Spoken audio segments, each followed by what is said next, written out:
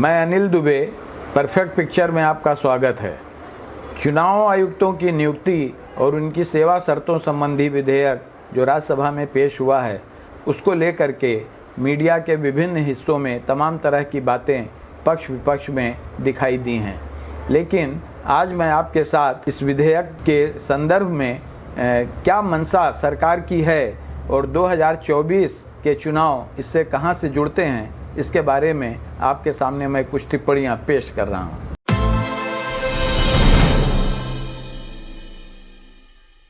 RSS Bhajpa की नरेंद्र मोदी सरकार चुनाव आयुक्तों की नियुक्ति संबंधी विधेयक को लाने की उसकी क्या मंशा है, इसको जरूर समझना चाहिए। मोदी सरकार लोकतांत्रिक संस्थाओं को अपने नियंत्रण में पूरी तरह से लेना चाहती है, उसके इस पूरे चरित्र को बदलने के प्रयास में है या उसको पूरी तरह से अपने हाथ में ले लेने की कोशिश में है।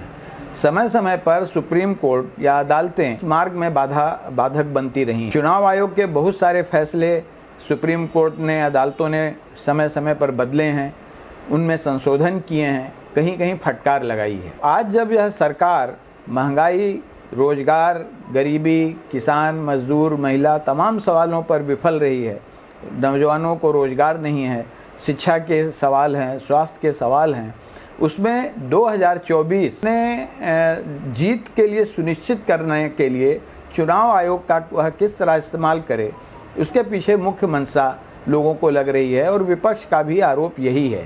चुनावों को अपने पक्ष में इस्तेमाल करने के लिए चुनाव आयुक्तों की नियुक्ति और उनकी भर्ती और उनके वेतन भत्ते और उनकी सेवा शर्तों से संबंधित यह विधेयक लेकर के आई है।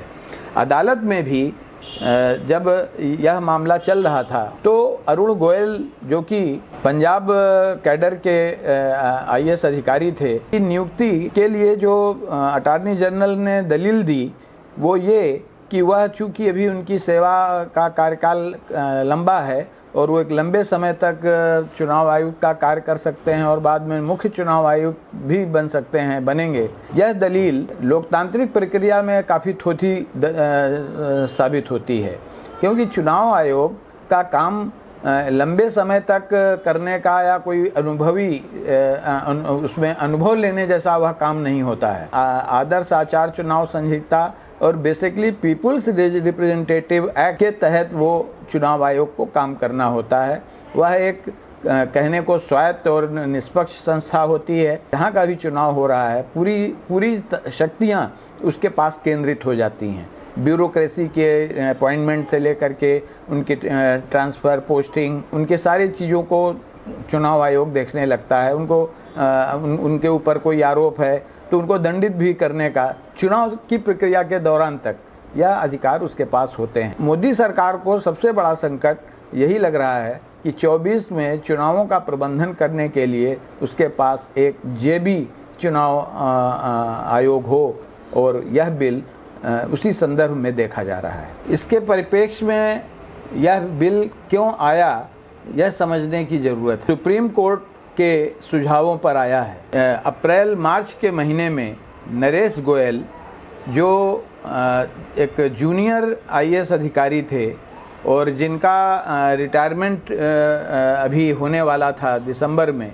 चुनाव आयुक्त के तौर पर सरकार ने नियुक्त किया। एक दिन पहले उन्होंने वीआरएस लिया और दूसरे ही दिन उनको सरकार ने चुनाव आयुक्त घोषित कर दिया।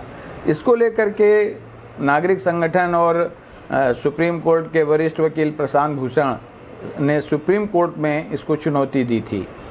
इस पर लंबी सुनवाई हुई और सुप्रीम कोर्ट ने बहुत स्पष्ट शब्दों में कहा था कि चुनाव आयुक्तों की नियुक्ति कोलेजियम प्रणाली में किया जाना चाहिए और इसके लिए सरकार को कानून लाना चाहिए। लेकिन कानून लाने से पहले तक की व्यवस्था के लिए उन्होंने जो सुझाव दिया, chief justice of India, prime minister और लीडर अपोजिशन की 3 सदस्यीय कमेटी ये नियुक्ति करे। अदालत ने बहुत साफ साफ कहा था कि चुनाव आयुक्तों की नियुक्ति में कहीं से भी सरकारी नियंत्रण नहीं होना चाहिए।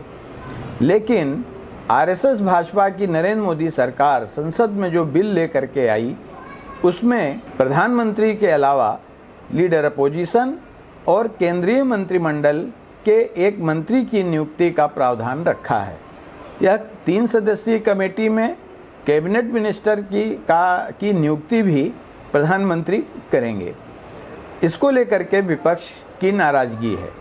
देश के नागरिक संगठन और तमाम कानूनविद, संविधान वेत्ता, इन सभी का कहना है कि इस तरह चुनाव आयोग पूरी तरह सरकारी नियंत्रण में चला जाएगा। ऐसा नहीं है कि सरकारों का नियंत्रण चुनाव आयोग पर पहले ना रहा हो। चुनाव आयुक्तों की नियुक्ति राष्ट्रपति करते थे। राष्ट्रपति वरिष्ठता क्रम में चुनाव आयुक्तों की नियुक्ति करते थे। वही चुनाव आयुक्त और वरिष्ठता क्रम में जाकर के मुख्य चुनाव आयुक्त बनते थे। अब निष्पक्ष और स्वतंत्र चुनाव कराने की बात संविधान में, कानून में और पीपुल्स रिप्रेजेंटेटिव एक्ट में बार बार कही जाती रही है। आदर्श चुनाव आचार संहिता है। लेकिन अगर हम देखें कि किस तरह से आचार संहिता की धज्जियां उड़ती रही हैं, खास तौर पर 10 वर्षों में विपक्ष चुनावों के दरमियान जो उसके हेट स्पीचेज होते थे या जो उसके प्रत्याशियों को लेकर के जो संपत्ति का ब्यौरा, उनके आपराधिक रिकॉर्ड, उससे संबंधित जो मामले थे, बहुत त्वरित ढंग से चुनाव आयोग उसका निपटारा करता रहा है। वहीं विपक्ष की 100 शिकायतें अगर रही हैं रूलिंग पार्टी के प्रत्याशियों को लेकर के, नेताओं को लेकर के, तो उसमें से 1% कहीं चुनाव आयोग उसको अटेंड करता था। उसके फैसले भी वर्षों वर्ष बाद आते थे और तब तक या तो प्रत्याशी चुने जा चुके होते थे या तो उनका कार्यकाल ही खत्म हो रहा होता था। इस तरह चुनाव आयोग कभी भी बहुत निष्पक्ष नहीं दिखा।